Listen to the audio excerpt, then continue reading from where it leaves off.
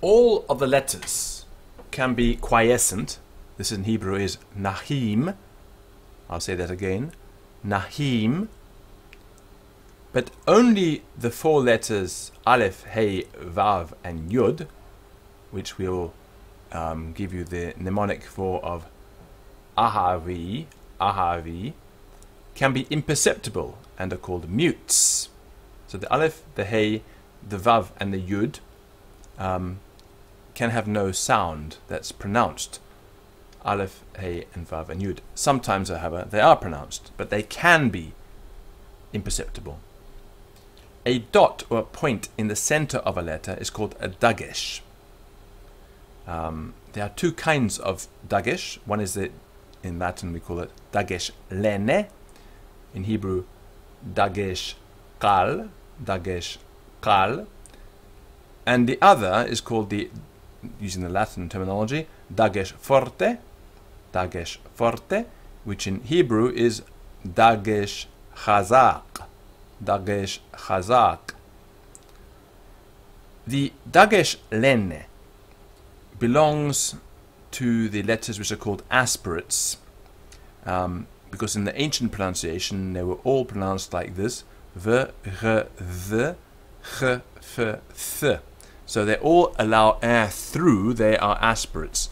If you think of a sink, right? A sink can have a plug. If you think of the Dagesh lene as a plug in the sink, it stops the water running through, or it stops the air flowing through the letter. So the first letter here, going from right to left, is the letter Beth, right? So without the dot in the middle, it's Veth, and with the dot, Beth.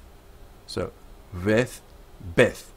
The next letter, in ancient times, there were two pronunciations for it. There was Yimel and Gimel. Now it's almost always invariably just pronounced G, with or without the Dagesh lene. The Daled in ancient times had two distinct pronunciations. There was the and d. But nowadays it's only d, whether it has the Dagesh lene or not.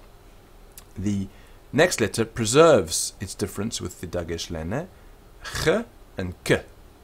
So with the Dagesh lene, it's k, without it, ch. The same with the next two, f and p, and the last, th and t, th and t. Or if you are an Ashkenazi Jew, you lisp slightly and say s and t, but it's the same thing going on. In modern Israeli pronunciation, it is t all the time, whether it has Dagesh lene or not. So the Dagesh lene belongs to the aspirates, and we abbreviate them. We call them Bagad Kapat, going from right to left, Bagad Kapata, Bagad Kapat, to show they are not to be pronounced with an aspiration. So the examples here, going from right to left: Tam, Pen, Kol, and Bi. So it's not Tham, it's not Fen, it's not Chal, and it's not Vi. A letter Pei at the beginning of a word in Hebrew will always take the Dagesh lene. So we know that words that start with a f sound are not Hebrew words, but are imports. These letters take the Dagesh lene at the beginning of a word, as in dam and kaf, but not as in falafel. If falafel were a Hebrew word, it would be falafel, with a p.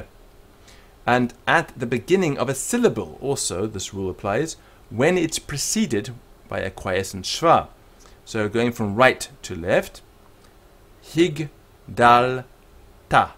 Hig, dal, ta. And the next word: mish, pat. Mish, pat. And the next word: hirba. Hirba. So I'll run through these last three words again: hig, dal, ta, mishpat, hirba.